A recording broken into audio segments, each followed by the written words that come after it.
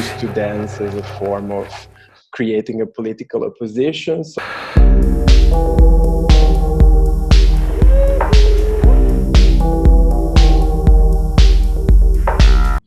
So yeah, first of all, thank you all for joining. This is super exciting for us, and thank you, Bogomir, for being here.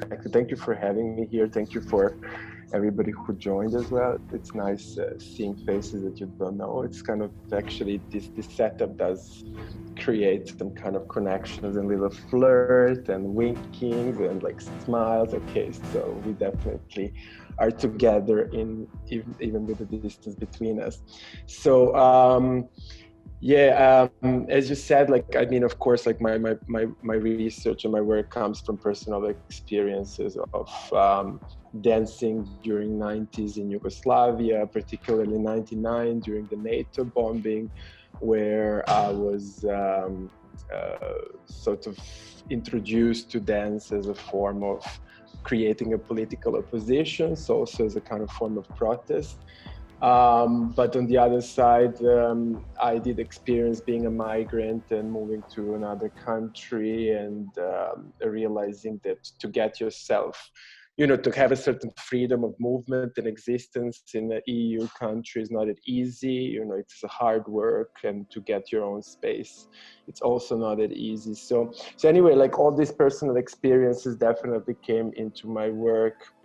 And I would say now, like, to kind of sum up, I think my work is a lot about the freedom of movement and freedom of expression.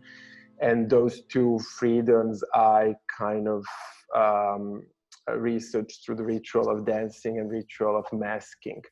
So to get more specific, I think, for example, the project Faceless that you mentioned was really looking into return of masks in contemporary society. So from 9/11, with a sort of development and implementation of surveillance for our own safety, also the explosion of social media, internet, the way how we communicate today, this demand to constantly be visible, to show the face, to be identified, to be recognized. The topic of burqa, is burqa allowed or not?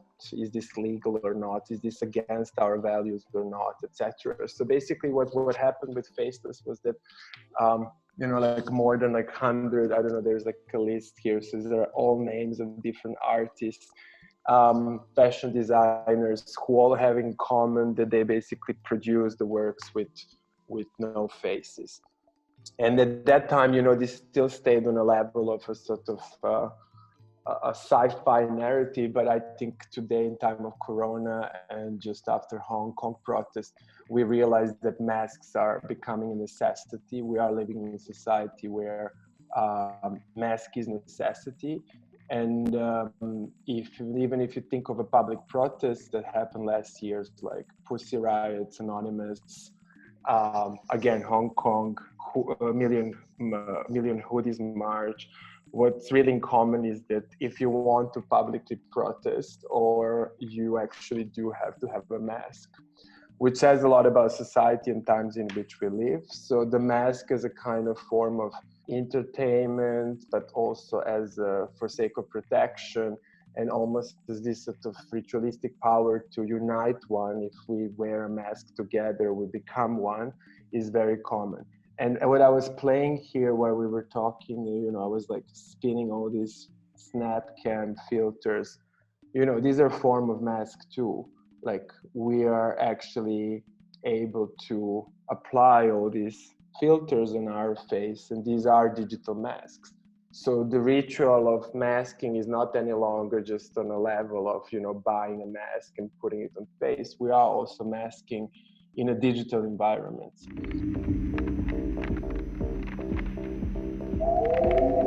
If you check like Instagram and like Snapchat, that's how those social medias got big. Yes, so basically, when we talk about my project, it's not that they're like 1 year or 2 year long. Like, Faceless started in 2007. So I'm really fascinated how, if we look into art, and especially crossover, so interdisciplinary art, and if we look into behaving of people, we can very easily predict what's coming. And I will get a little bit more specific on that when we talk about the dancing projects. But yeah, I sort of I look into people, I look into society, and I try to understand what the bodies are consciously or unconsciously communicating as a kind of a reaction to social political tensions, environments, etc. Yeah. That's really interesting. And obviously there's a link in your work, and as I said, there's like a strong connection between your personal experiences and your work and what you see, like both like growing up in a socialist country and then moving and being a migrant. And can you tell us, just to go back to clubbing, obviously, because I'm sure this is what's connecting all of our audience here. um, what was, how did you start clubbing? Like, what was your first encounter with clubbing? How old were you? Where were you? How did you feel it? Yeah, I mean, dancing was always present since my early age. I mean, I will never, like I just remember recently that when there was a Dirty Dancing in cinema, my mom took me, and in the middle of the movie, I stood up and I went to dance in front of the big screen. Like super, super queer, super, super free, super liberating. So I just kind of I wanted to sort of do this dance.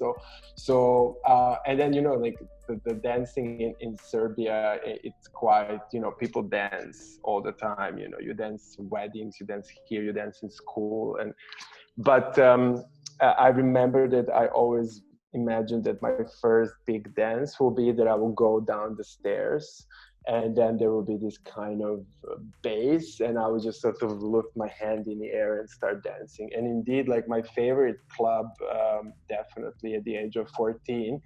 The good thing is that I looked older, and another thing is that I grew up in a country that was falling apart, so there were no any restrictions. I think even if I was 5, I would be able to enter the club.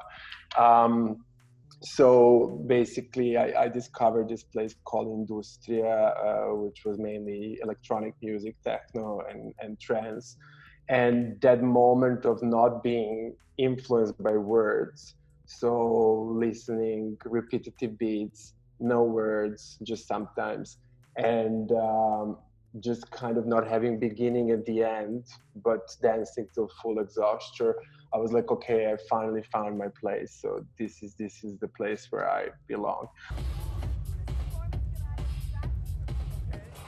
I tried different places before that, so like a kind of more like grunge, rock, punk, new wave was fine. But like what was nice about the electronic clubs was that just it was up to me how I will improvise my moves, how I could be alone. I think this was also great, because normally on the other clubs you would go with your friends, and then they would hook up with somebody after 10 minutes, and then you just kind of like, holding a beer or whatever you hold, and just kind of, like moving your head up and down.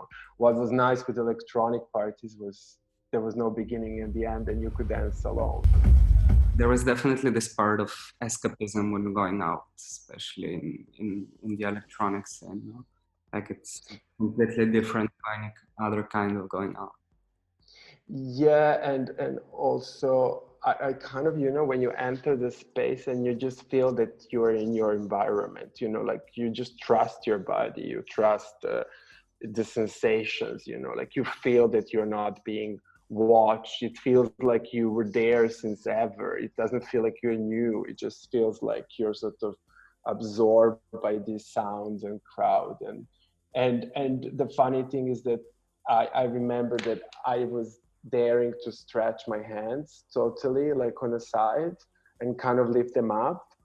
And like I think this was a sign that my body felt free in this space, and therefore that this space is also my space. So yeah, that was that club. Yeah, and I stayed like since then. I think I danced almost every week, and I stopped a little bit last 2 years, but like I think I have quite a large amount of dancing hours. Yeah. Yeah, and definitely there's maybe a factor of like growing up queer and like not, especially in a country where you don't have like this freedom of expression. Like, I also feel related to this topic, and there is this like illusion and this like moment where you just go in there and everything is possible and there's nobody judging. There's no masks though. Yeah, because like the public space definitely did not belong to me or a lot of people from my generation. Like the war brought very different values. The city was not belonging to people from who were there. It belonged to new values. It belonged to it became very aggressive. So in a way, when street is not yours, when the park is not yours, when the bench in the park is not yours, where you sort of start like, looking for places, and some people are lucky to have senses or discover those places, and some are not.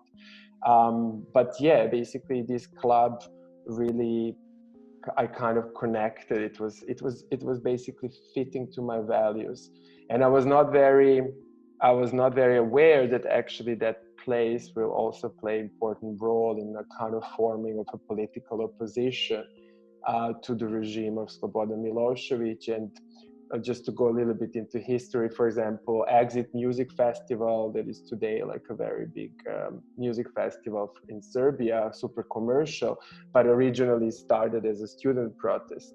So protesting on streets, and then from streets to one location, and that turned into music festival. And student protests in Belgrade were quite big. Like people would gather and create noise together, and a lot of artistic practices were engaged in that. So it was really like a performance art. Unfortunately, that was before internet, and that was before you could sort of just like stream yourself as we're doing now. So it stayed in memories, in our bodies, sort of, and through some photography, but it didn't resonate internationally on a scale that those who were protesting were hoping for. So in a way, it wasn't just dancing or just like escaping from something. It was just like also making a statement and fighting, like starting a fight, and also meeting some like-minded people where you can also like do that fight with. And obviously that's something you could connect to every movement that started in a way. That's where the underground was based. Yeah, it was definitely music and resistance, and because we were able to dance together, that also connected us. Yeah, I mean, it was actually really like a ritual of creating political opposition somehow. So yeah, just to go a little bit deeper into this, you always like in your work you established the definition of dance of urgency, and in this you can say that it's a dance that rises in time of personal and collective crisis, and its aim is to empower individuals, empower collective, empower those that are kind of marginalized and don't find a place to belong to. And how do you find it political? Like why is exactly dancing so important? Well, so yeah, we have to go back a bit back again. So yeah, this 99 and dancing during the bombing of Belgrade, you had the option, or you go to shelters that were like, terribly crowded and boring, or you have option to go to this club Industria and dance during the bombing sirens. So, like at that time, like I remember, it felt like we are so cool and we don't give a fuck, and we're like sort of just, dancing. But today, I think it was also a timeline of feeling fear, so being actually scared, because you could die. So it's a dancing, you're dancing on the edge. It's like you're celebrating the life, and you're also celebrating possible death. And then that sort of plus became a political protest and grew, etc. And then I moved to Netherlands, to Amsterdam, and the crowd was hardly moving. The dance floor was there, the drugs were there, the music was there, but the bodies did not move. So I was just so frustrated because dancing was so important to me that I became sort of obsessed with this idea, and I even um, call this body crisis. You know, it's like when the bodies do not move under the exposure of music and sound. Like, I mean, what does this say about society? What does this say about the bodies? What does this say about us? Like, when you hear the music and you don't move. So what is this collective numbness in a way? So we're talking about years, like just to put in perspective, 2004. And then the idea was like, okay, well, what if I would put a camera above the dance floor so I can actually maybe show this with, share with you. Um, so what if like I would put a camera above the dance floor and start, are you able to see it? Yeah. Yeah. Like what if we would just record all these different dance floors and look like if there is something to extract from there, like if we see different kind of dances, what are the distances between the bodies, who is dancing, who is not, are they girls or not, is it queer place or not, like what kind of how are people dressed, etc. But like really kind of not, I was not interested in faces, I was really interested in what our bodies express. So what does the movement tell us? You know, because we're like, we're trained, we're not trained, we're born, we're able to read the body moves. So I will just show another example.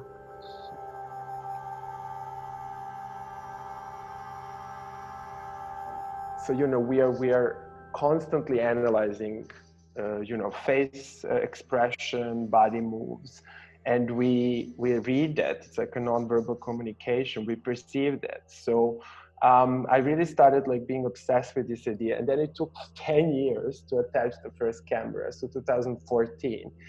This was like one of my first setups. So like just this like massive camera above the dance floor and really recording from the top and looking into these different rituals.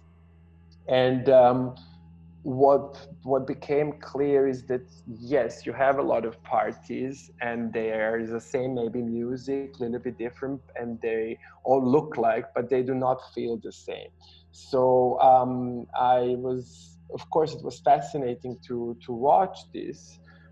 For example, this is like a drum and bass party where, like, you know, if we watch this together, like I'm sure that already a few of you notice that this is very masculine, that this is mostly guys on the dance floor, that it's very pushy, it's very macho, it's a bit like a football match.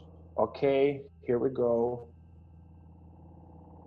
Like it starts getting wild. So nothing wrong with that. I think it's fascinating. I think it's great that this bunch of dudes and guys are having their momentum and they're able to express this sort of whatever it is, anger, competition. So we're looking into dance that it's very in its function competitive, martial,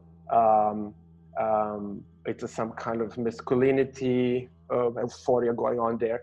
And if they would do this on the street, it would result in fights. So it's amazing that these people have a playground, a possibility to release this and sort of, you know, after that, you know, greet each other and move forward and go home. So this is my favorite part.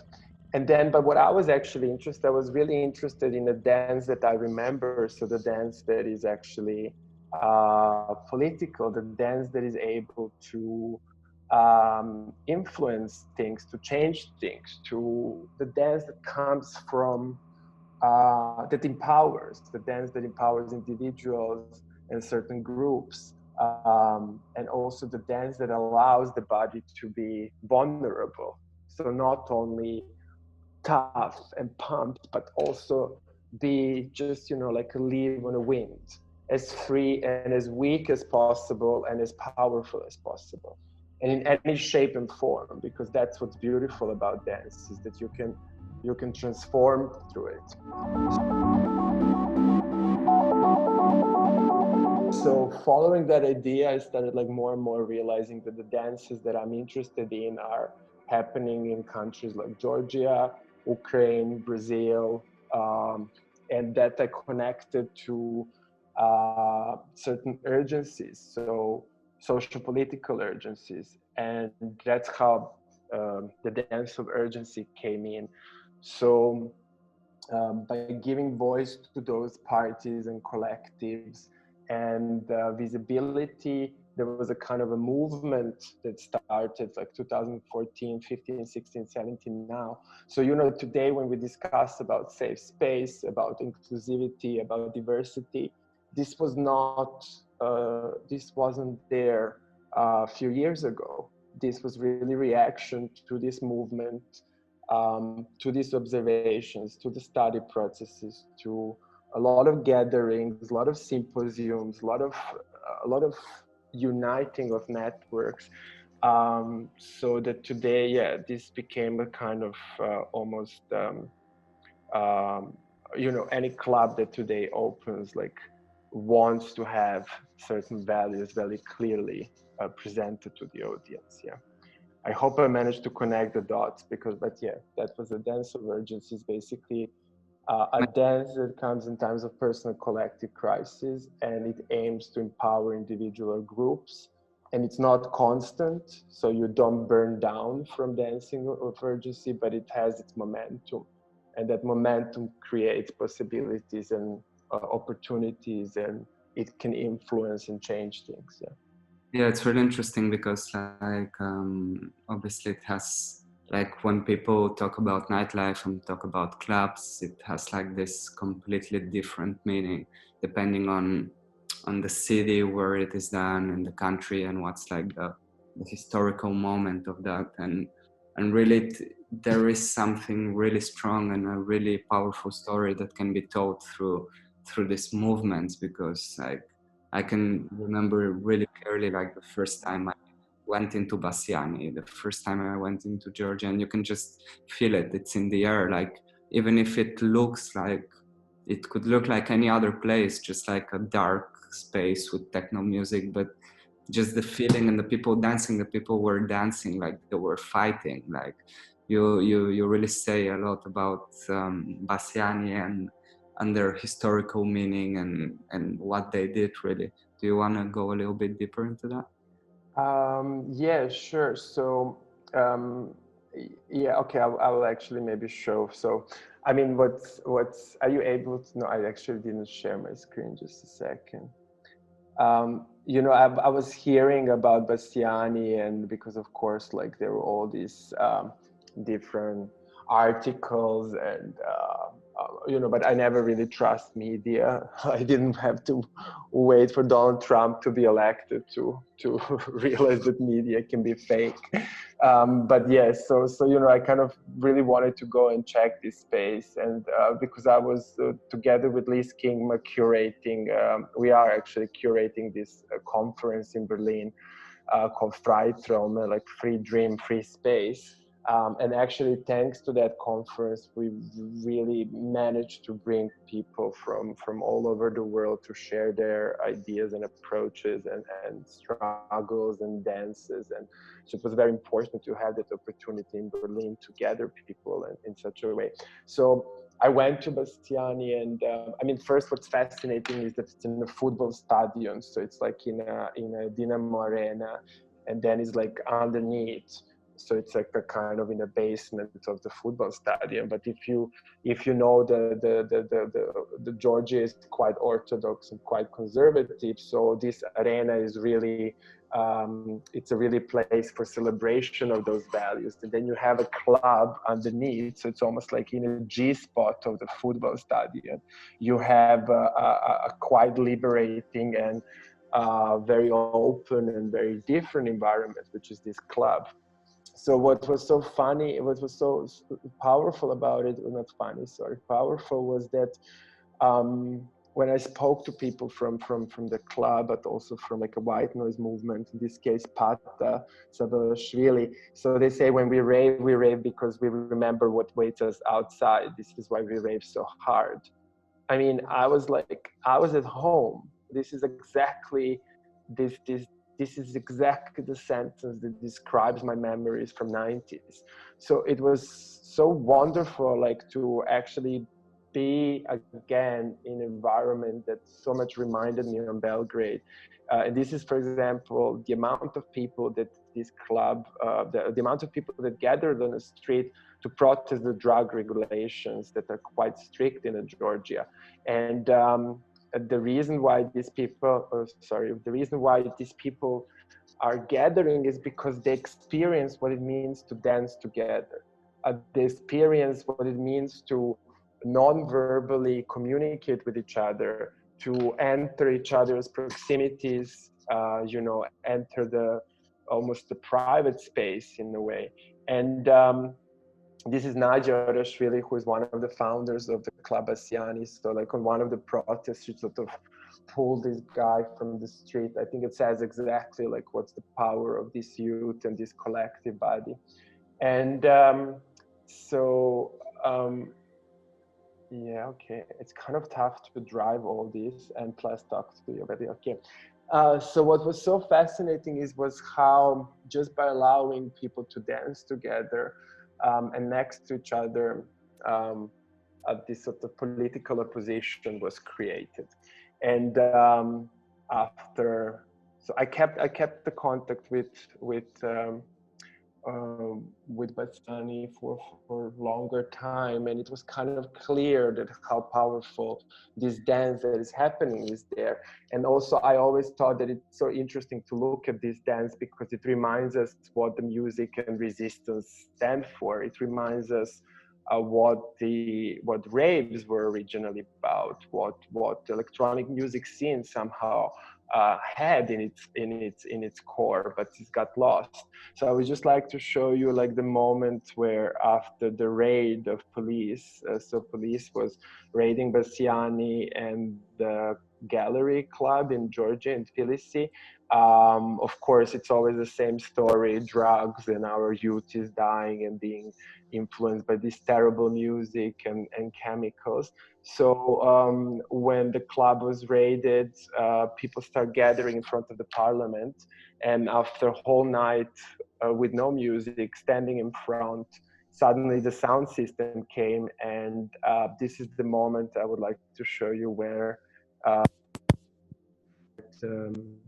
dancing in front of parliament, and they kept on dancing, and that was a kind of a form of a protest.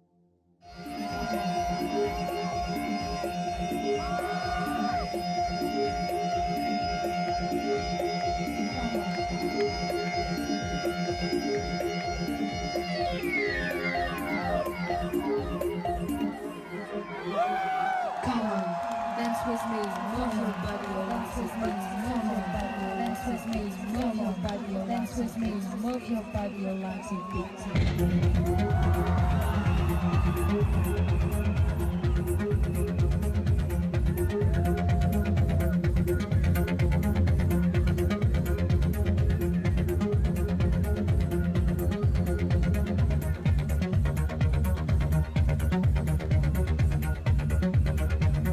Goosebumps that some of you felt, or most of you felt. That's exactly the feeling that I've been looking through my work and through my research, and that's the urgency that I'm talking about. And also what's interesting about dance is, when you go to same club and after a few months you all start dancing like you take the moves from your friend on the left, you take the moves from the girl on the right, you take the moves from somebody that you're fancying or you're into, or even somebody you don't like. So you become a collection of all these different moves, and that becomes a dance of that club, that becomes your dance, that becomes the dance of a generation. So this sort of process is fascinating because you can also start mirroring each other's ideas, each other's values. And if there is a good curatorial, if there is a good idea, if their space is very clear in its values and what it stands for, then this becomes a political movement. And yeah, that's sort of very interesting about Bassiani. Yeah. It's really like the images are really powerful, and also it's interesting to dislocate that and to see how different it can be in different places and different countries, and how it can really bring power to people. It's really motivating. And Yeah. Yes, sorry. What I'm also interested is that, you know, you can say, okay, I mean, yeah, clubbing, whatever, but there is so much there to extract and learn that is relevant for many other things. You know, just if you think, how do you create the political opposition? Um, you know, like it's like this is something that there should always be opposition. There should always be another possibility, and so like, you know, even if you go in such a large scale, but just what it means to a person to be able to dance freely, to express freely, and how that experience can also, you know, like uh, change the way you live, or like even becomes a way of dealing with certain traumas, or whatever, even if it's just a moment of a pure joy. It's not easy to create those moments, and we need people in charge, we need people in right places who know how to make this happen, and who are not exploiting the bodies um, for sake of just economy or whatever. So yeah, this is why I found clubbing quite interesting, and there's a lot there to learn and look at, and also there's a lot of alarming points too. And in this case, especially in the case of Tbilisi, like they actually got what they wanted at the end. Like it's not just about dancing in a club and nothing happens. Like they actually went, they danced in front of the government, and they got the clubs back open. They got things to change in a way. So it's interesting how this happens in a club. It goes out from the club and it can go into even mainstream culture, and like how this things become so relevant. Like you can just see like what happened with the ballroom scene, and something that's so underground and that's born in such a small collective, how it can actually grow and it can go into the mainstream and it can inspire artists that are really big and commercial, and this relationship between the mainstream and Yeah, and I mean, you know, like it's like nothing stays there forever, so it's like a constant fight. But like what was also fascinating with Bassiani or this particular situation was that just 1 week later there was anti-fascist protest in Berlin where 85,000 people gathered, and everybody was inspired by this dance, you know. So even if it was just a clip, a few seconds where like 1,000 people dance together, like it really resonates, and it became internationally started sort of spreading. I mean, of course, that's not the end. I mean, you can't think that just one dance will now like create environment for all of us to be happy till end of the life. I mean, you do need to lobby, you do need to change the law, you do need to also use other methods and strategies that are beyond just dance. But yeah, dance is one of the possible way of uniting people. And what we were talking today when we were preparing is like, I don't argue that every dance is like for freedom and for like, I also think that a lot of dances can be super nationalist, and people do dance before they go to war, and et cetera, et cetera. It's important to be able to differentiate dances, to feel with your body where you are, in what environment you are, and recognize the spaces that are there, and also recognize when there are no spaces for certain groups and certain people.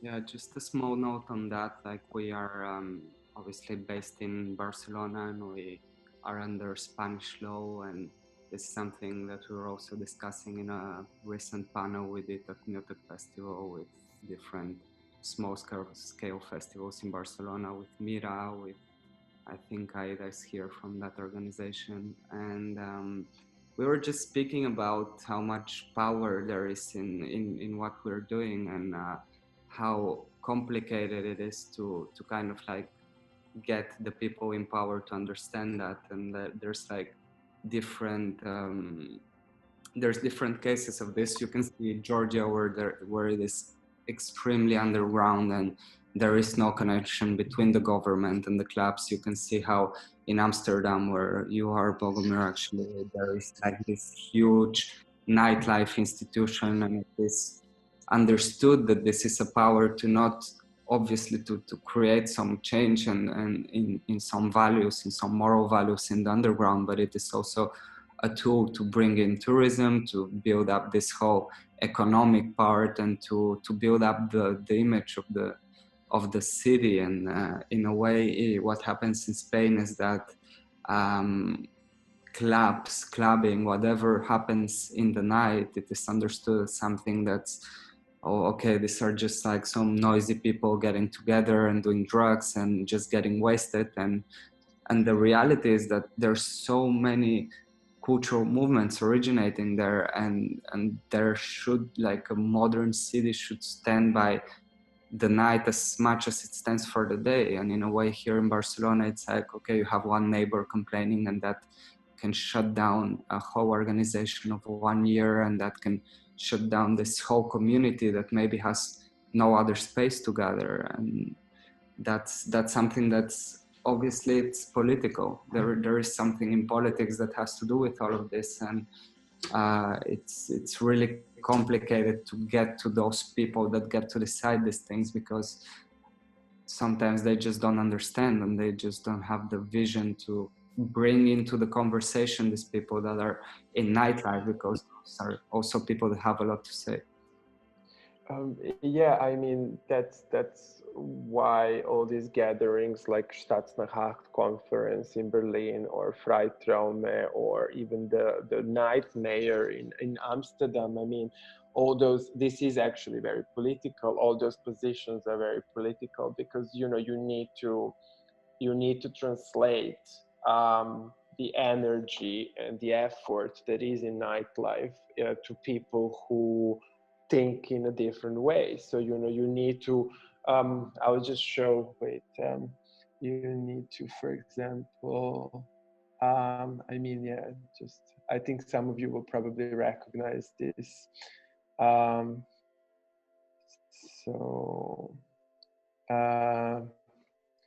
Yeah, I mean, yeah, obviously. So, okay, it's on Dutch, but, you know, this is a friend of mine sending me his report of how many steps did he make, or how far, what floor did he reach after Amsterdam Dance event.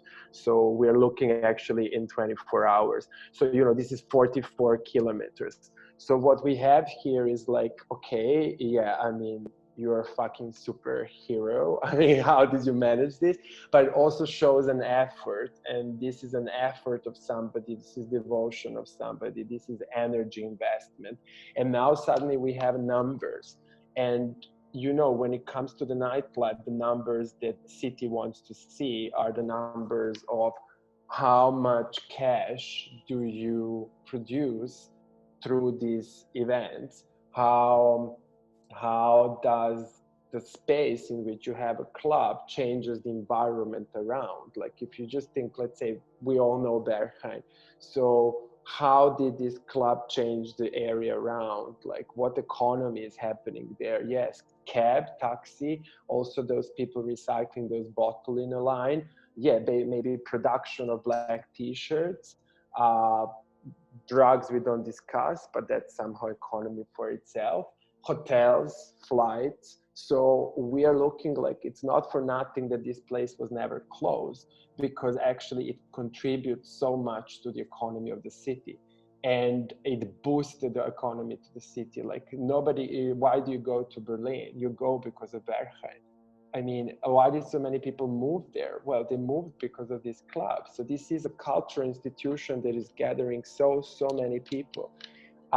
So the numbers are enormous, you know, like the Berlin gets like, I don't know how many billions from the nightlife. So this was the way to position yourself in front of the government, in front of the city, negotiate your position even in front of police and etc. So I know that this is not, maybe to some people this sounds like very strategic, or maybe this is not what nightlife should be about, but this is the way how Amsterdam got its own sort of stand. And it's really about what is the contribution of this particular economy to the city, to the country. Once you have this clear and presented, then you also have a right to negotiate. Yeah, So, I mean, I know that it's, to some people even sound like, oh, this is like dirty, we don't want to talk about this, but it is about that. It is that all the collectives are consisting of, artists of different disciplines. All the collectives want to live from what they are doing, etc., etc. So what, for example, maybe what's here interesting to mention is Solis Kingman, with who I'm curating the Freitraum in Berlin. We also started a project called Space of Urgency, which is really looking into what kind of urgencies created a space, a club. So, for example, what created Bassiani? Why does Bassiani exist? What does Bassiani stand for? And then also, what are the places that are disappearing in a process of gentrification? So why, how could they still exist? What could they do? What is their how can they get help, etc. And so basically this project was supposed to happen this year in Vienna. And what was interesting, but then because of coronavirus, it's postponed for next year. But it was interesting because Amsterdam, Berlin, and Vienna were ready to think in the direction of how can we allow self-organization again? How can we open spaces, so existing buildings, unused spaces, some open air spaces, and allow self-organization like in times of 80s and 90s. So like this kind of like a, also look into the history of cities. Like if you think of Amsterdam, the squat culture was so important for the city to become as it is today. And the squat culture was totally pushed on the side. The city is getting gentrified, everything is getting sold. So Amsterdam, looking on the mistakes of London, actually was ready to open 10 locations in a city and allow self-organization to happen. But this would not be possible if somebody in a city hall did not have a memories and experience of what it means to be a squatter. And also if actually the night mayor office did not lobby for this for almost 5-6 years. It didn't happen right away.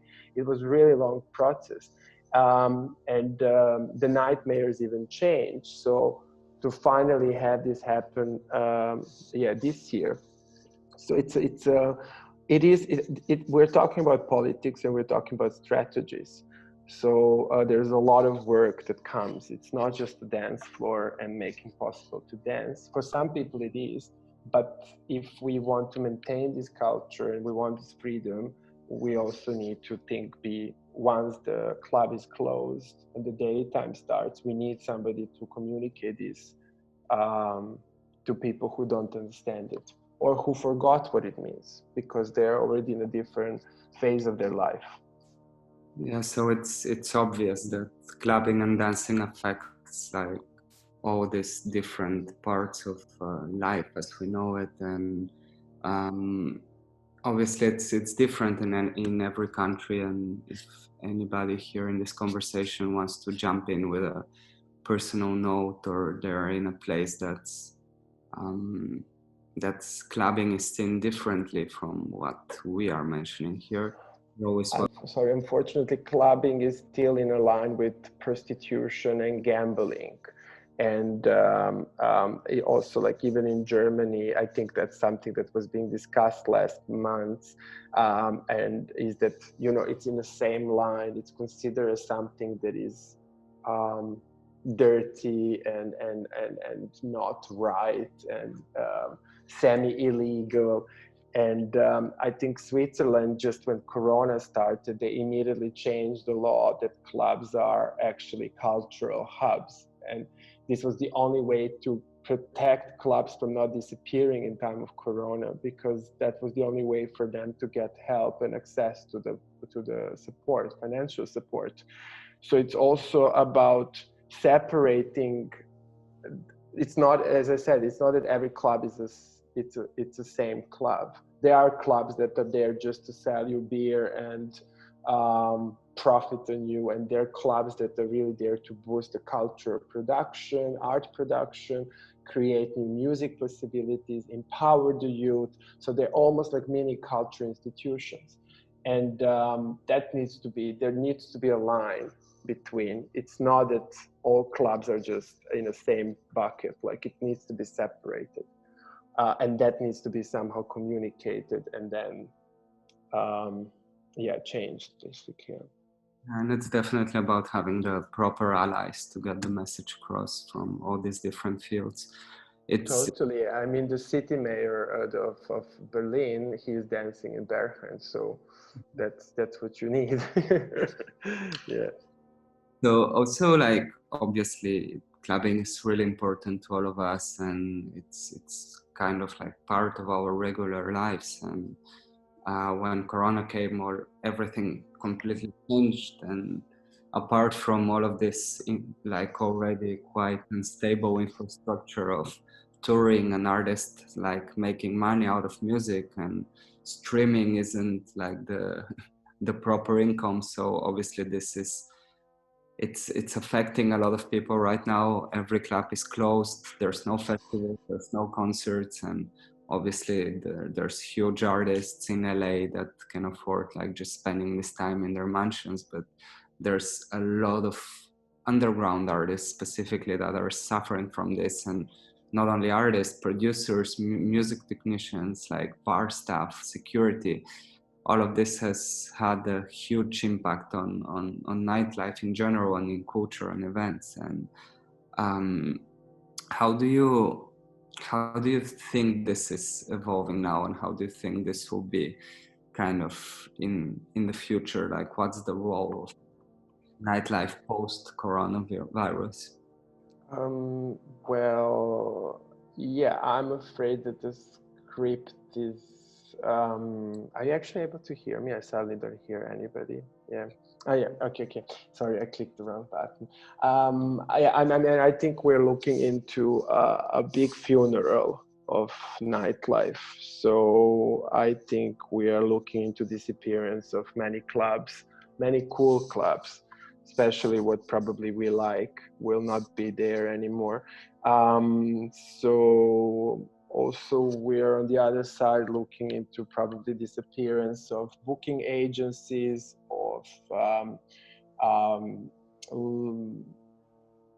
yeah, I mean, we're looking into serious crises, and I mean, it's obvious that the nightlife is already suffering a lot because the music festivals are not allowed till 2021, for example, in Netherlands. On the other side, it's obvious that these clubs and the way how people who are connected to nightlife, the way how they live, is from today to tomorrow. So, we're not seeing that there is no big earning. It's like always gambling. Will I sell the tickets? Will I this? Will I that? So, so basically that's one thing. But on the other side, the good thing is that a lot of shops, a lot of cheesy, all these sort of, all these, like shops and restaurants and bars that were made for tourists will also disappear. So that means that there will be more free space, and there is more free space, then there is more opportunity to do something in these spaces. So then that means that there will be more chances for self-organization. So there will be more possibility for people to unite, to have their own garden, to have their own space, temporary or longer maybe. So when there is no tourism, I mean, you're in Barcelona, I mean, like what tourism did to the city. So when there are no tourists, this means that everything will be reclaimed by people who live in the city. So there is much more opportunities and spaces, and the rent is changing, etc. So I think it's a kind of like an interesting and as you noticed in my work, I think the crises are the most productive and creative. So, and on the other side, I think what's also interesting is the role of dance in a society that is traumatized or in grief or in collective suffering is very important. Like people unite and connect through dance. They don't want to talk about coronavirus. They don't want to talk about the death. They don't want to talk about the injustice. They want to release this, and they release this through dancing. They release this through this collective clapping. They release this through screaming, and this is where music plays important role. So so yeah, it's in a way, what I think it might happen is also that it might filtrate from those who were there just because it was cool and it was good for economy, and from those who honestly understand the power in the medium, such as dance and music are. So I started from a negative script, and I kind of brought this to an interesting of space for opportunities and reinvention. Yes. And even if you think about these restrictions on 1.5 meters, and you know that our proximities are now like challenged by government, I don't know about you, but like I actually couldn't stand clubs and festivals anymore because they would just pile people on top of each other, and I couldn't breathe, I couldn't dance. It will make me even sometimes restless and kind of annoyed. I think it's nice that we will actually have a space to really let this choreography happen and see who dares to dance in 1.5 meter of space instead of in a dark where like you can't see anything and the bodies are just next to each other, overcrowded and overpiled.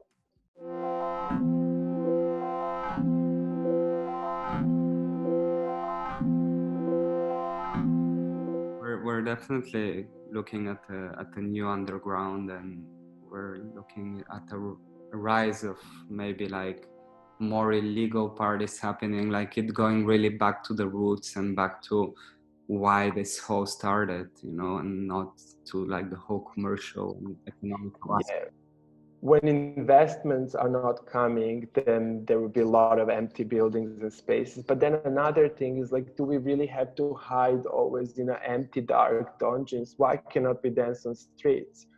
So I think, I don't know, I think we're definitely experiencing some kind of opportunity and chance for reinvention and reclaiming of cities and spaces and bodies as well, and reclaiming the bodies as well from the coronavirus. Because if you think of any kind, like I mean, even if you think like of AIDS, like, you know, how it created this fear of a sexual contact, how it created the fear from the gay community, like this sort of fear was filtered through the dancing together.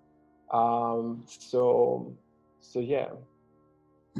Yeah, definitely. And just like here, as we're getting kind of to the end of our conversation, a note on like the digital aspect of it. Obviously, like nightlife has been a way for a lot of people to find a community, to find a group of people that and a place to belong. But the internet was born in a way to do that. Like I remember the old times with MySpace and with all this, like also video games and all these communities that were built around, I don't know, like World of Warcraft. And there's this huge thing about the internet where at least it used to be a place where people found people that think like them and see life in a certain way, and that was a way for them to connect.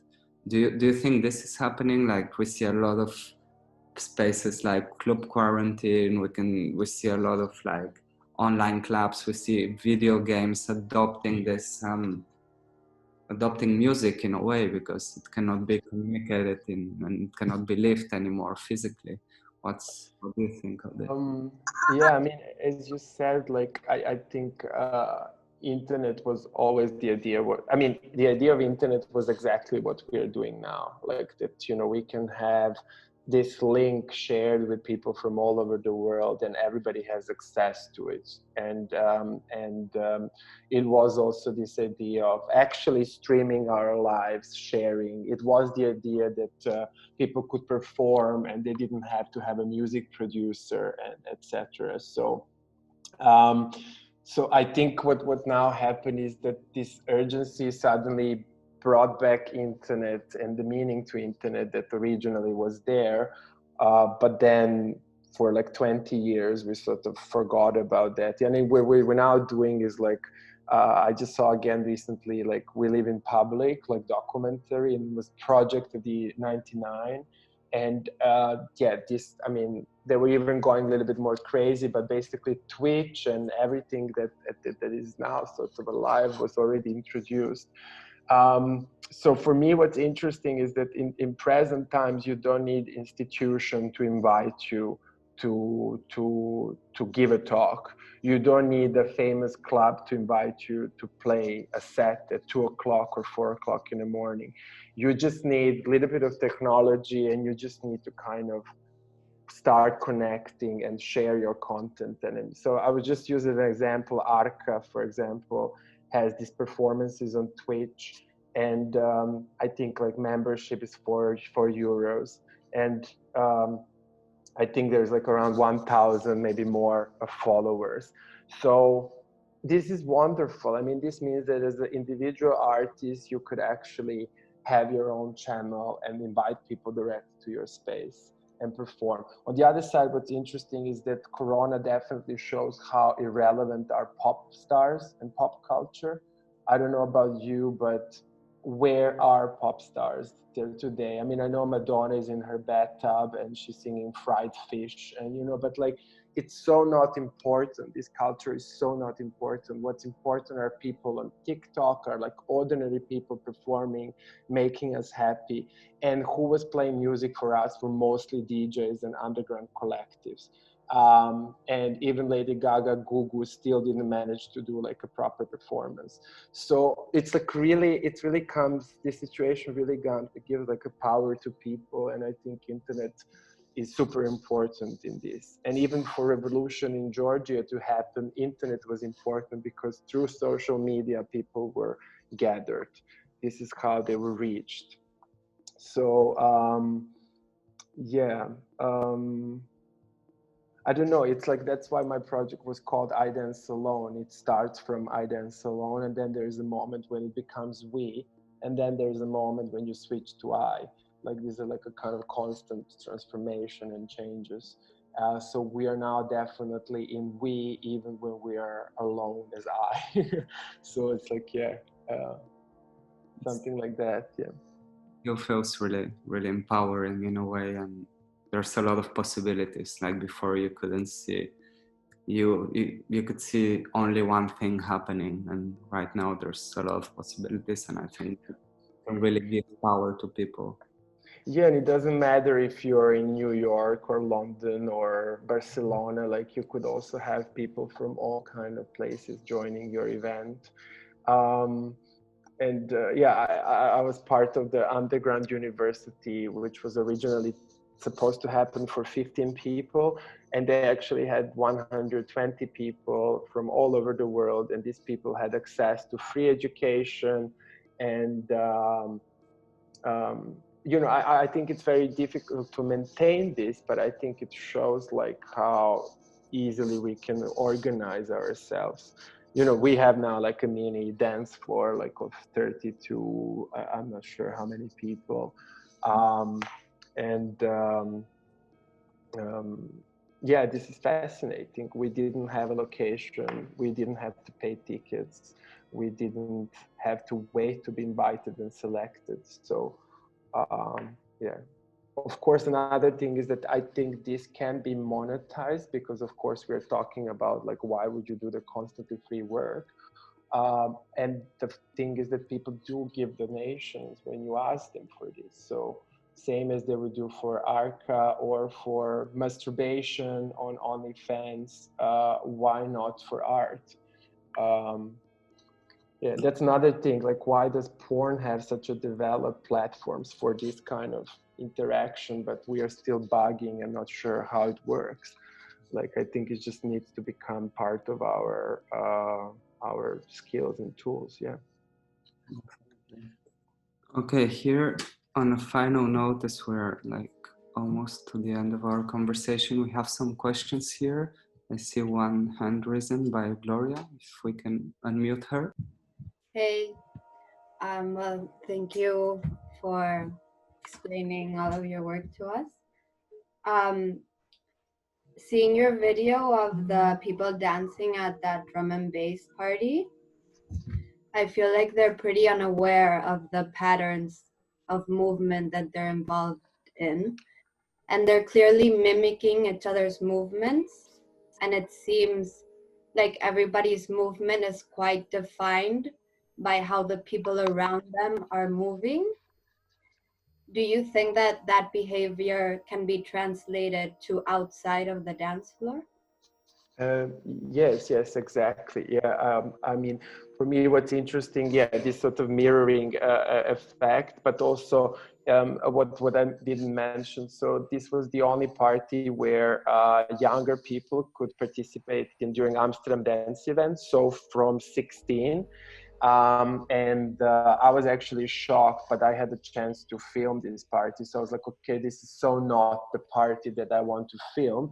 But then once this mosh pit started, I actually was fascinated exactly by this, how fast people start scanning and understanding what's happening, how fast they adjust, and these gestures that are exchanged, like, you know, this hand gesture, this sort of posture, is something that happens very fast.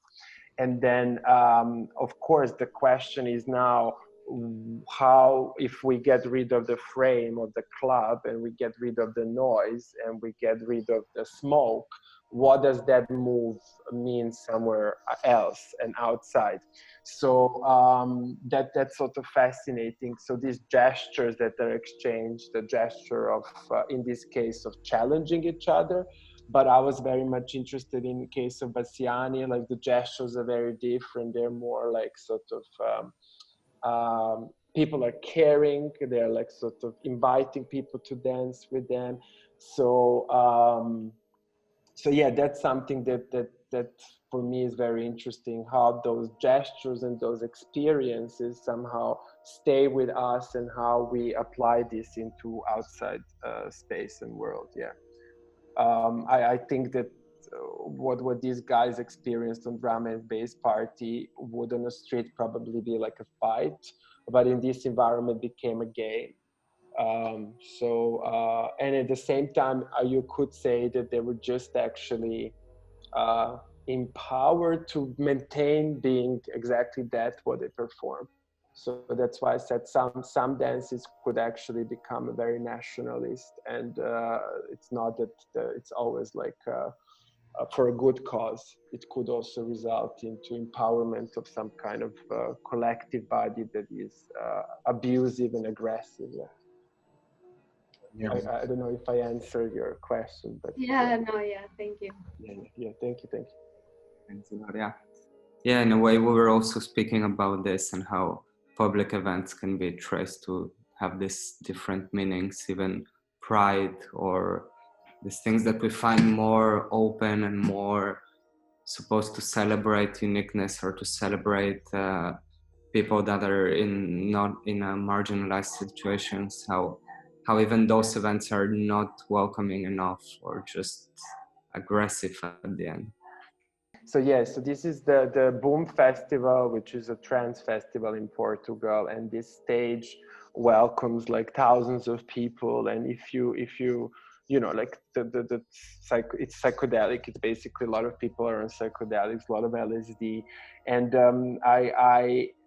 I went to this festival after a lot of years of hearing about it, but I finally went to experience it. And what was fascinating that in under this tent, there were so many people tripping together, and it felt comfortable and right. And I was fascinated how space seems so even in energy distribution, in a sound. So at some point I engage with the person who is involved in the construction of this space and building up the space. And I sort of explained that at some point I was in the middle of this space and it felt really like extremely dominant, like not dominant, like powerful and strong. And then when I was actually weak, I was standing in the back and I could still be in the same stage. And that was really important to me, that I don't have to leave the stage because I don't have energy.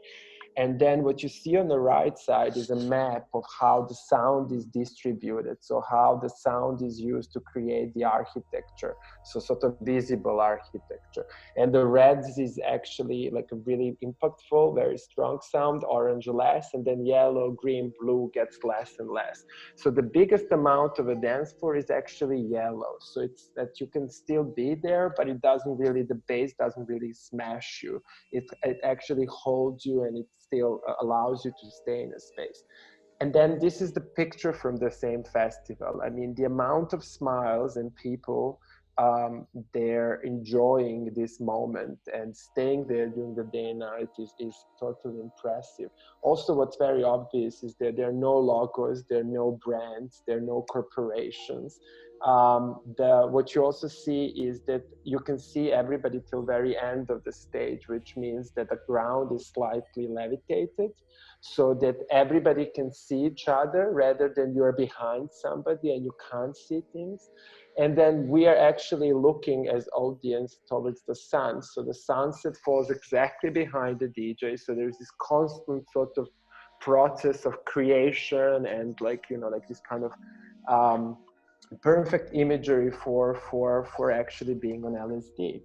And this is what I mean, like when you're so aware of how you create the space and what are the values and who you're inviting and how people feel and through what kind of experiences they go, then you can also create the right environment for that. It's really like a gesture of hospitality. It's like how you from the very moment you step in a line till the very moment you leave, there is all this sort of set of gestures and hospitality that is going towards you. I also wanted to show you a video from Bassiani where a person is dancing.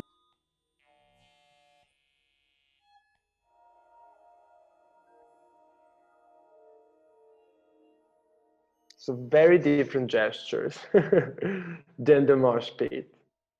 Still, it gets quite wild and aggressive, but this person is really engaging with the surrounding. It's really inviting for a dance. He's communicating, he's smiling, he's creating this ground for his dance, and it's engaging and doesn't disturb the others. So it's a very, very different approach, very different choreography, very different energy. In a way, yeah, in a way, it's also how, like, the people that are organizing that and the people that kind of are putting all of this together, they also have a lot of power. Actually, when you mentioned the thing in the festival you were showing us, like when we build up Loom and we build it up, what it should stand for, we were also thinking a lot about how should people feel in this space and what do we like and what do we need. In a way, like it was a project born out of a need because there was not a space for us in the city and in the scene. And we also found this detachment with art and culture and the way it was presented in these big institutions.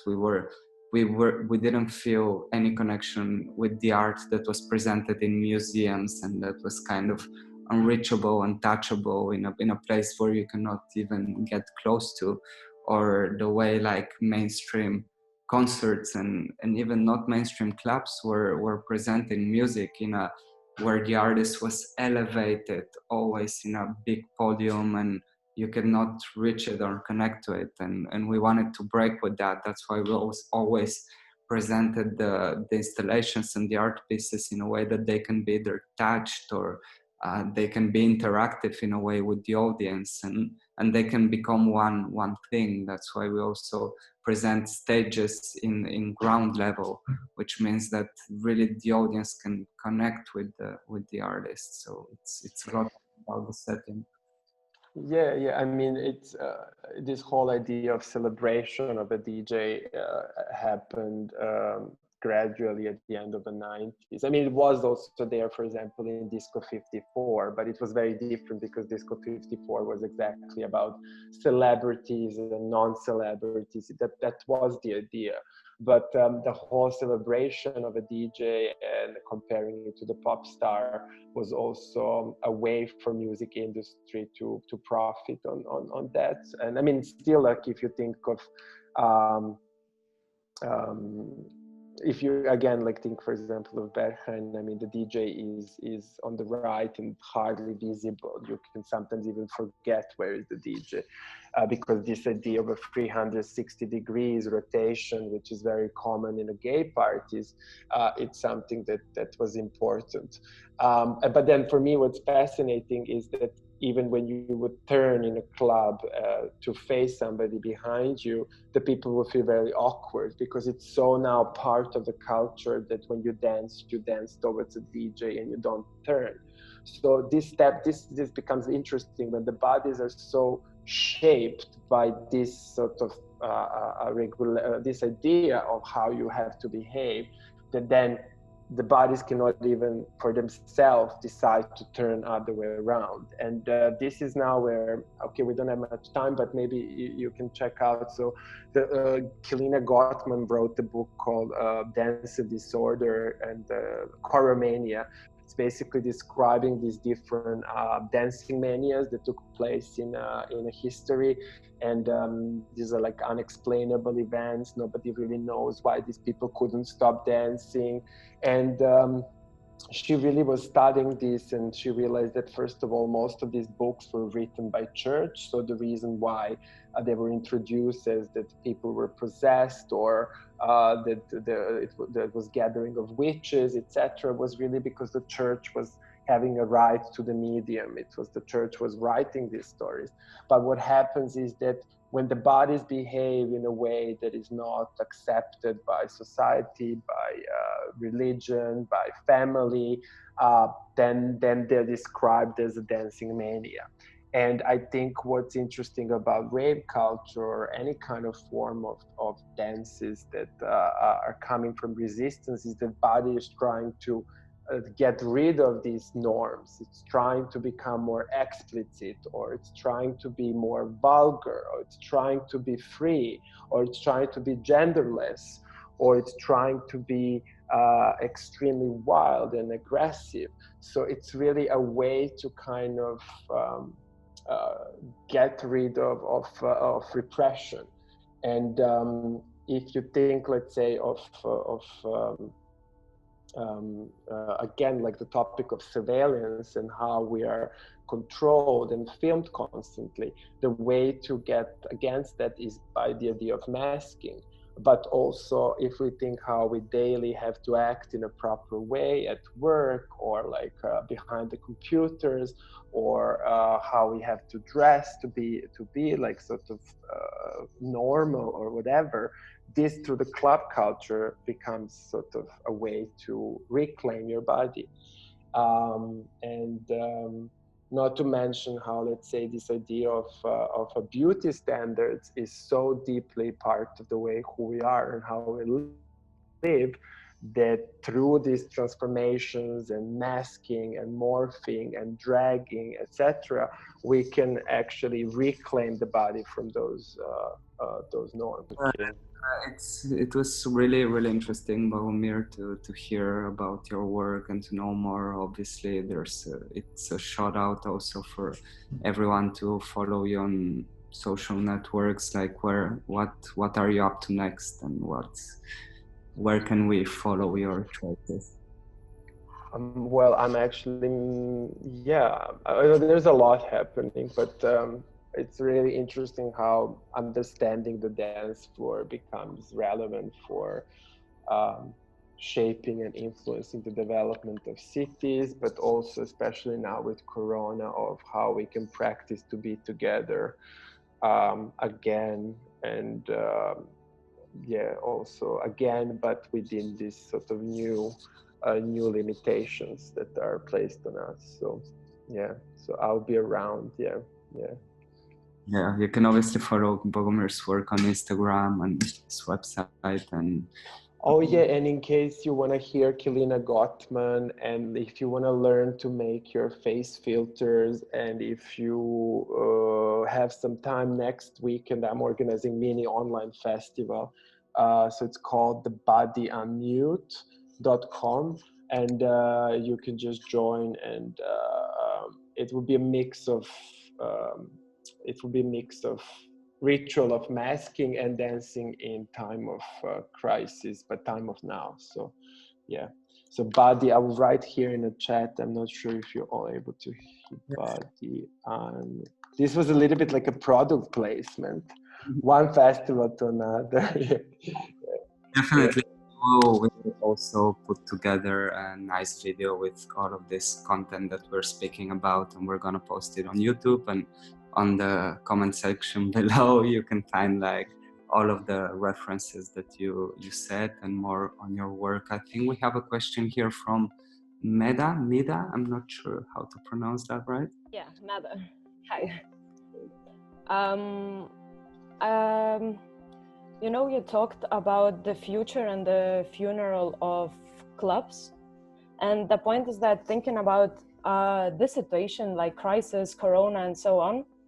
I am from Lithuania, and our restrictions are much lighter now, and all of the bars, coffee shops, small shops, whatever, everything can be opened, but not clubs, and especially not underground clubs like where the raves happens.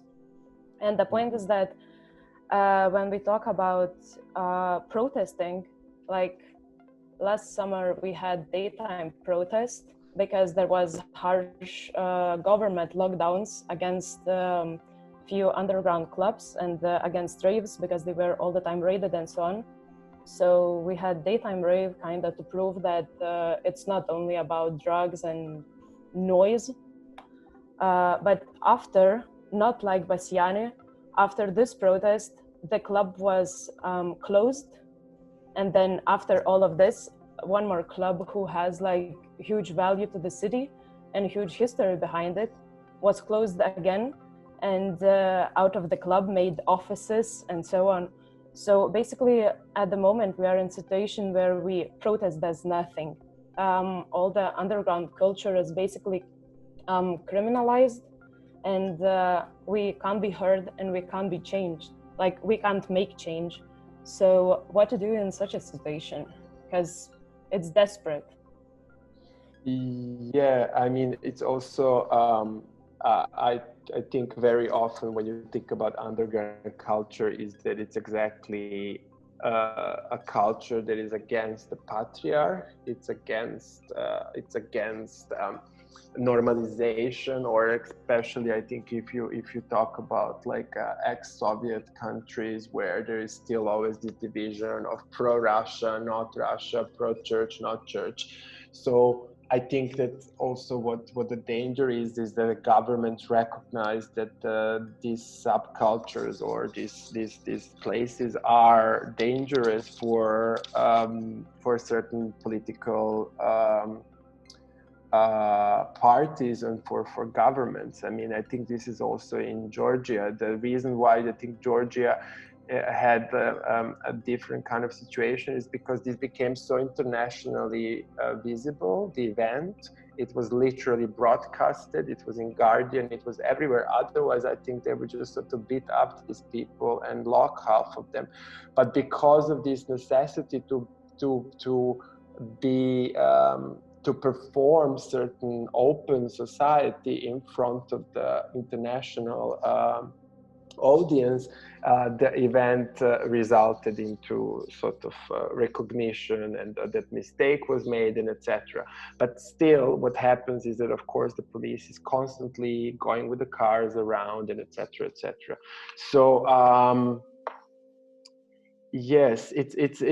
I think this is what it's like. It's basically we're talking about politics, so it's impossible to. Um,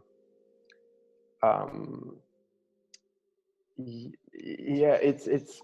I mean, I don't know, like actually what the strategy, but the strategy is that somebody needs to understand the system very well, and you need to have people infiltrating, and you need to have people lobbying, and you need to have people protecting the spaces. But then this becomes a dirty game, and I know that it goes against the values of the community. Another option is that there are a lot of organizations that are internationally active. So, for example, in Malmo, there is an organization that helps people to create like cultural hubs and institutions in different countries. So, like there are people who are actively working and who could be of help and give advice on this, but like I really don't know what the strategy is, the right but one. like, like we also have Nightmare. You've been talking to him. It's Mark Adam Harold. Yeah. So he is basically responsible for all of this. But what biggest problem we are facing that clubs aren't aren't considered as part of the culture. So when in the lockdown, like during this Corona stuff, like every place got money and was somehow tried to be saved. Clubs didn't got that, and there is like in the government there is a huge issue, and so nobody knows like what a club is and is it a culture or not, and so on.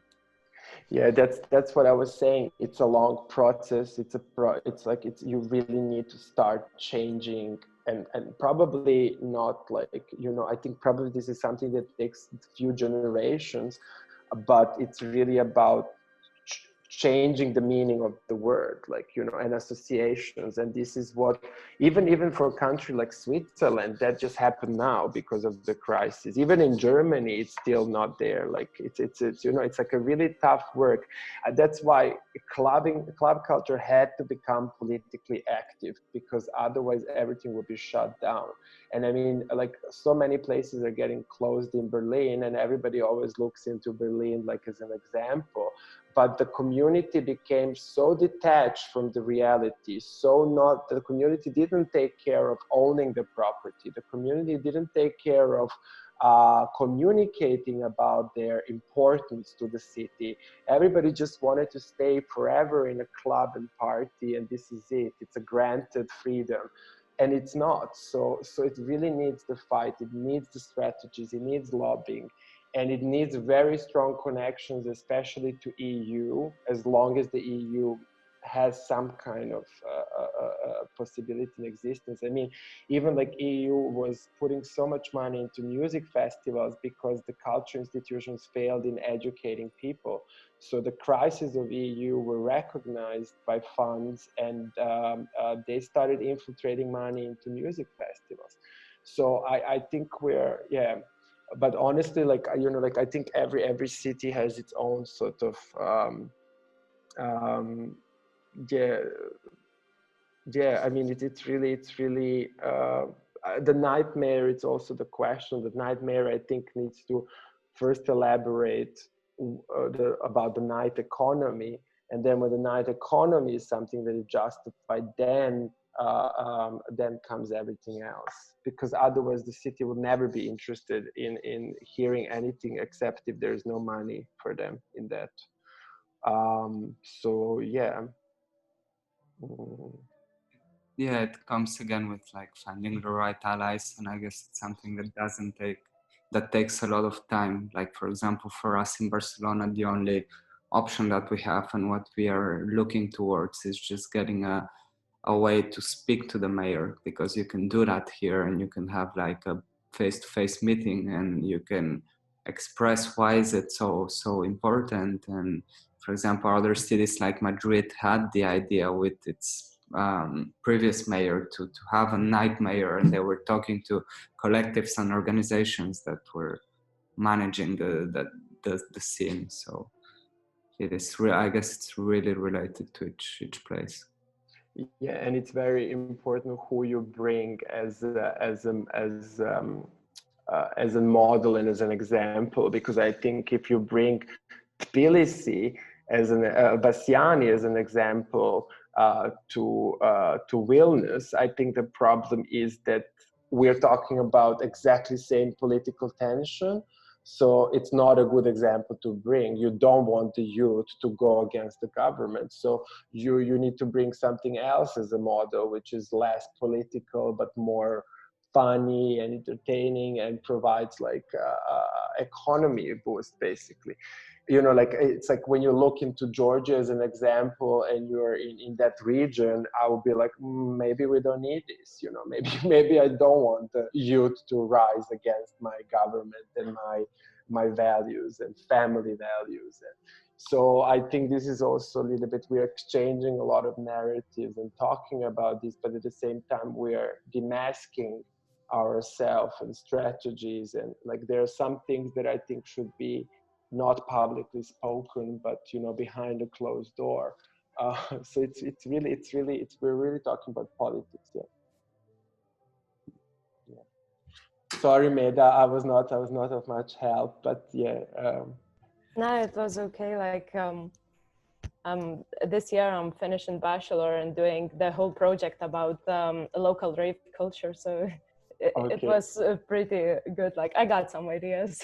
Okay, yeah. You can always write me if you need some. Okay. I mean, there are people who really deal with this. Like, I mean, my role was really about looking into dances and yes, connecting the scene and but then there are people who are really spending so much time about like lobbying and influencing and looking into law and strategies, and so yeah. That's less. I still kind of stay on the side of art, you know, as much as I can. Yeah. Okay, thanks. Yeah, but still fight back. yeah, I have my own strategies, but yeah, they're a little bit different. Yeah. Keep. Yeah. Okay, guys. So yeah, we're just coming down to the end, and thank you all for coming, for staying with us for this almost 2 hours. It was really interesting, Bogomir, to also get your deeper view on all of this, and obviously we're gonna stay in touch and hopefully do more projects together. And the Loom census is following up with a live set, like it's not a live set, it's actually a mix from Klaus Vega tomorrow, and we will be exploring the topic of awakening and the awakening and everything that's been kind of on our minds during this pandemic and everything that is about to come in the following weeks. And we're super happy to have you all. Yeah, thank you all for joining. Cool. Thank you. Bye. Ciao. Ciao. Ciao. Bye.